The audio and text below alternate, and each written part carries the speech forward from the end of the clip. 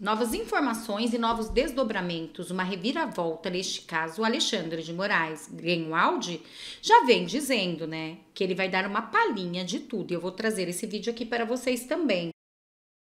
Específico? Sim, nós conseguimos receber uma ordem que o Alexandre de Moraes emitiu depois da eleição, usando a lei, o previsório que a Carmen Lúcia, como eu disse, que ela estava muito preocupada com esse poder normal do Alexandre de Moraes, justificado pela eleição, e ele disse que vai acabar o dia 31 de outubro, ou seja, que é o dia depois da eleição. Em janeiro, o Alexandre de Moraes, 2 meses depois da eleição, continua a usar esse poder, e conseguimos receber o ordem que foi direcionado aos deputados Nicolas Ferreira, outros deputados bolsonaristas, um senador bolsonarista, também comentaristas como o Monarque, e tudo foi baseado na acusação que ele está esperando opiniões que são permitidas, que são proibidas, por exemplo, questionando a integridade da eleição, ou criticando o Alexandre de Moraes. E quando eu estava lendo essa ordem, que nós publicamos parte da nossa trabalho jornalístico, quem me chamou minha atenção é que nem tinha acusações específicas. Foi direcionado para as plataformas das redes sociais, Twitter, Facebook, Google, Rumble, Telegram e outras, YouTube, simplesmente mandando que essas pessoas têm que ser banidas imediatamente, com uma grande ameaça de uma grande multa por não obedecer dentro de 2 horas da ordem sendo emitido, e não tinha nenhum processo devido. Então, quando você me pergunta quais casos específicos, eu posso indicar quais pessoas foram banidas, mas se você me pergunta por que o Alexandre de Moraes decidiu que eles não têm mais o direito de expressão nas redes sociais, ninguém pode responder, porque não tinha nenhum processo, nem na ordem nada foi especificado. É isso que estava me perturbando mais do que tudo. E mais, uma entrevista exclusiva e ao mesmo tempo esclarecedora dele, Eduardo Tagliaferro. Vocês acreditam que ele fez revelações tão bombásticas que pode realmente trazer o impeachment de Moraes? Gente, é isso mesmo. E eu vou trazer todos os detalhes para vocês, entre outras notícias. Então, já vai deixando o seu like, se inscreva no canal e também compartilhe esse vídeo com o máximo de pessoas possível. E vamos para a notícia na tela. Apenas cumpria ordens. Eduardo Tagliaferro explica como produzia relatórios contra alvos de Moraes. Aqui neste vídeo ele revelou tudo. Em uma entrevista exclusiva da Revista Oeste, eu quero trazer todos os detalhes mais importantes para vocês. Então, fica comigo nesse vídeo que aqui eu vou contar tudo. Ex-servidor do TSE afirma que os desafetos do ministro já eram monitorados. Segundo Eduardo Tagliaferro, ex-chefe de assessoria especial do enfrentamento à desinformação do Tribunal Superior Eleitoral, explicou em entrevista exclusiva ao Oeste como funciona a produção de relatório contra os alvos do ministro Alexandre de Moraes e do Supremo Tribunal Federal. Mas tem uma informação privilegiada que ele fez do ministro e é realmente bombástica. Olhem o que disse a Revista Oeste sobre isso. Do ministro Moraes, porque o repórter Edilson Salgueiro e também o jornalista independente David Agape entrevistaram o perito criminal Eduardo Tagliaferro, que ontem prestou depoimento à Polícia Federal aqui em São Paulo. Essa entrevista será publicada no site Revista Oeste dentro de instantes, mas a gente dá aqui, antecipa em primeira mão, em Oeste Sem Filtro, um trecho dessa entrevista que você depois pode conferir no nosso site. Eu vou trazer só 2 perguntas para você entender aí essa conversa que os jornalistas Edilson Salgueiro e David Agape tiveram com o Eduardo Tagliaferro hoje, sexta-feira. Então, uma das perguntas foi a seguinte: por que o senhor decidiu conceder essa entrevista?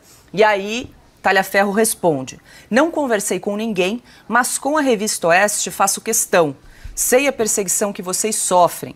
Eu conheci a Revista Oeste pelo TSE. E aí mais uma pergunta: Como o senhor se sente agora? E aí Talhaferro responde: estou me sentindo como Alan dos Santos, Rodrigo Constantino, Paulo Figueiredo, todos esses. Pessoas que nunca vi, não sei o que faziam da vida, nem o que fazem. Vejo que são jornalistas agora, mas não assisto TV, não faço nada. Meu negócio é trabalho. E assim, nesse último ano, nem isso tenho conseguido fazer. Passei de braço direito para perseguido. E não duvido que tenha de me exilar. Li reportagens informando que atirei em minha ex-mulher. Isso nunca ocorreu. Disseram que taquei fogo.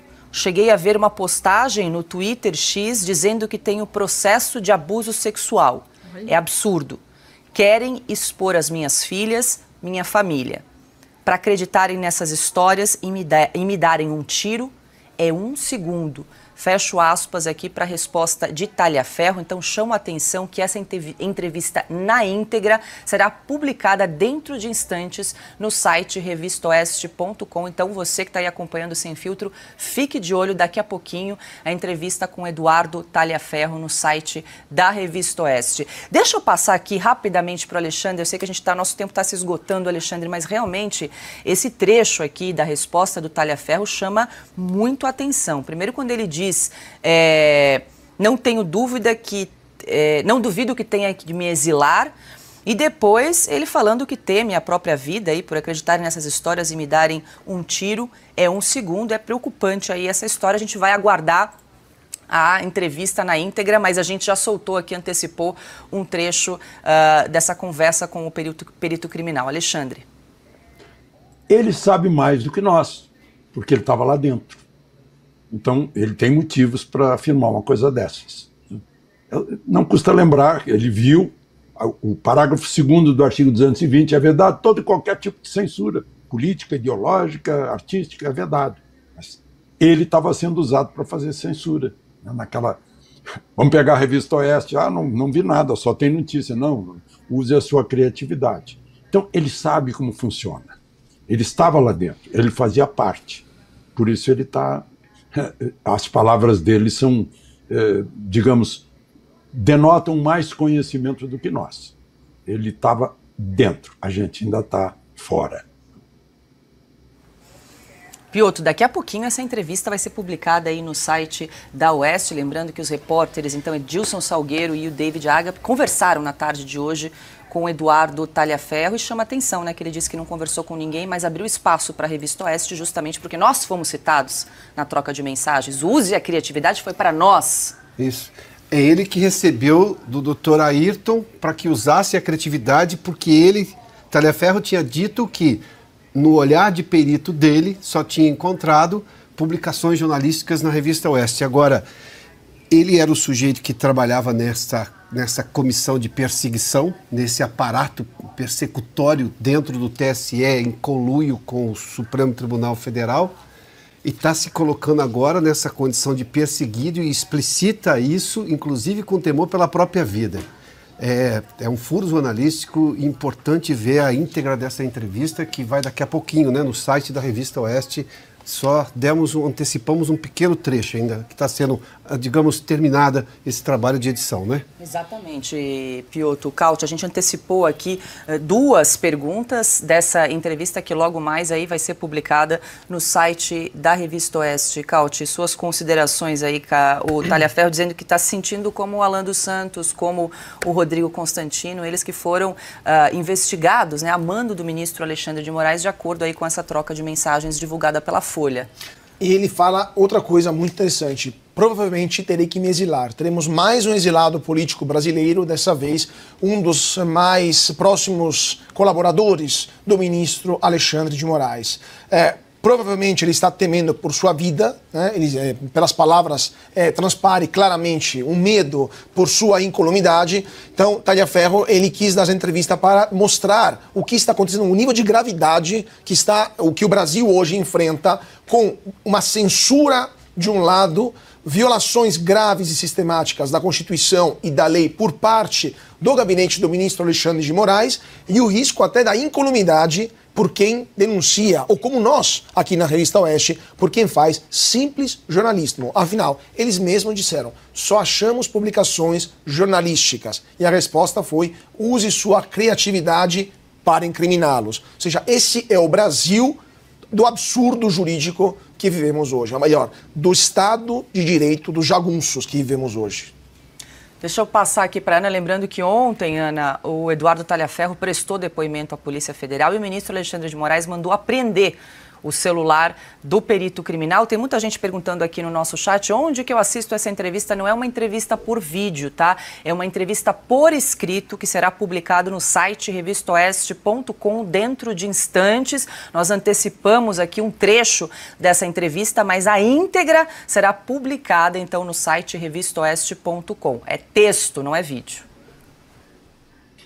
Tá, Paula, agora eu vou levar as palavras do Talhaferro com um pouco de ceticismo, né? Como os americanos falam aqui, a grain of salt, um pouquinho de sal, porque ele precisou ser perseguido para falar isso tudo. Se não fossem os 6 gigabytes publicados, né, até agora, pouco, né, publicado pelo Glenn Greenwald, ainda tem muita coisa, né, para ser publicada, ainda tem muita flecha para atirar, não é isso? Não foi assim que um certo ministro do Supremo disse? Será que ele viria à tona? Eu acho que ele entrou agora, ele viu que a perseguição, assim como a Revolução Francesa, eu sempre cito esse caso aqui porque a história nos ensina muito, a Revolução Francesa uma hora chegou, né, as guilhotinas chegaram para os jacobinos.